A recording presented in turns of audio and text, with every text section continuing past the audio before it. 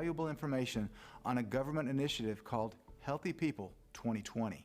And we talk so much, Ty, about all the things that have to do with kids and pediatricians. I think it's really important to understand, that adults are being put into this pot of mandatory too, with Healthy People 2020 and with the use of electronic medical records. Okay. I mean, electronic health records came into vogue in around 2010 when when all doctors were told, you're going to have to start using these electronic medical records in order to get billed.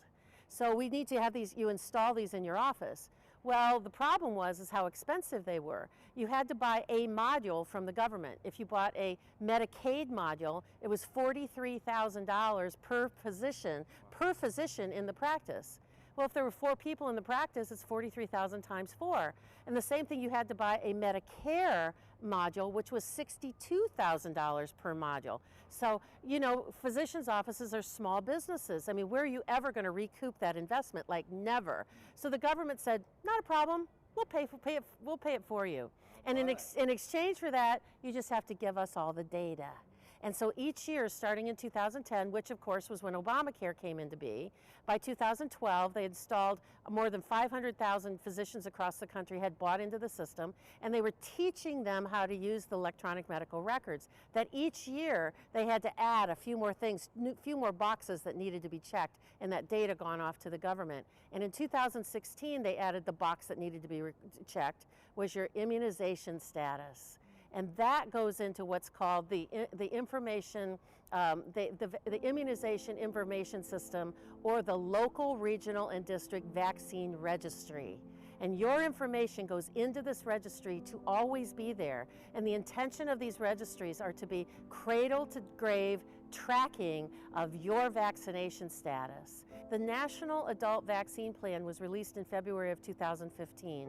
And at the same time, they introduced an implementation plan. And some of the things that have been burbling around in the background that haven't come to the forefront yet in terms of implementation are, if you're not fully vaccinated, will you be able to travel? Will you be able to renew your driver's license? Will you be able to go to a public place like a football game or a basketball game? Will you be able to go to a grocery store unless you can show that you are fully vaccinated?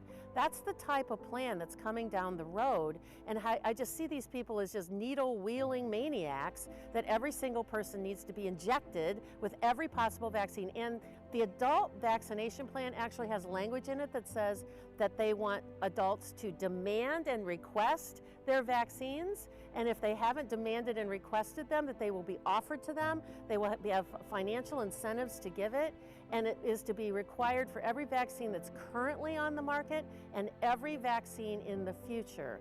And we know there are at least 140 vaccines in the developmental pipeline. When a lot of people listen to the Truth About Vaccines seminar, or they listen to talks about vaccines, they say, well, my kids are past that. I don't have to worry about that anymore. I don't have to make that decision. Or, my kids are having grandkids and they don't ever listen to me anyways. But here's the thing. Many of these vaccines that are now in development are headed directly towards adolescents and adults. And the adult vaccination plan is a 5-year escalated, ramped up system to get people on board by 2020 for the implementation of the Healthy People 2020 guidelines that have become goals. For those that are watching, Sherry, what exactly is Healthy People 2020? It actually started in 1990 when the Surgeon General came forth and worked with the Department of Health at that time, and they created what was called the Healthy People Guidelines for 1990. And what they looked at is with the health of our overall society, and they were laudable goals. They were looking at things like smoking cessation and wearing motorcycle helmets and obesity and clean water. And so they set up goals to go from 1990 to 2000 and to see where we could get. And so every decade they have established these new goals. So there was goals from 2000 to 2010, and then in 2010 they created the goals to be set up for 2020. And so the difference is that the original goals in 1990, there were 15 goals and about 225 objectives. In the Healthy People 2020 guidelines, there are 44 goals and 1,200 objectives to look at every single corner of our health and every single corner of our life.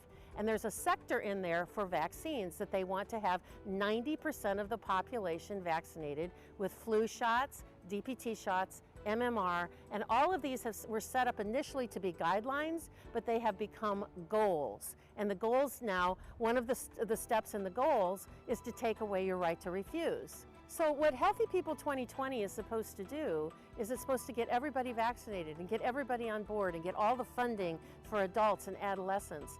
And how this all kind of came about at the same time as we developed the Healthy People 2020 guidelines, it started in 2010. In 2010, this was declared the decade of vaccines.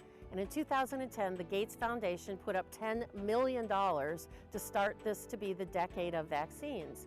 And within this decade of vaccines from 2010 to 2020, in these Healthy People guidelines, we need to have electronic medical records and tracking. We need to take away people's right to refuse. We need to ramp up all of these guidelines and turn them into goals. And they are well on their way. I mean, that's really, I mean, we're at 2017. We only have 3 years left for people to become really aware of this and get involved in not allowing this to happen in the future. So this is something that literally affects everyone that's watching this program. Everyone, not here and around the world, because in 2000, the Gates Foundation funded an organization called Gavi, which is the Global Alliance for Vaccination and Immunization. They started that organization with a donation of $750 million. Since that time, they have invested $6.8 billion into vaccinating the world. Dr. Tenpenny mentioned forced vaccines for adults several times. I've read the literature, and it certainly does appear that one of the purposes of the Healthy People 2020 initiative is to vaccinate all adults as well as children and to eliminate their choice, to eliminate their right to refuse. These are fundamental rights. To me, there is no more fundamental right.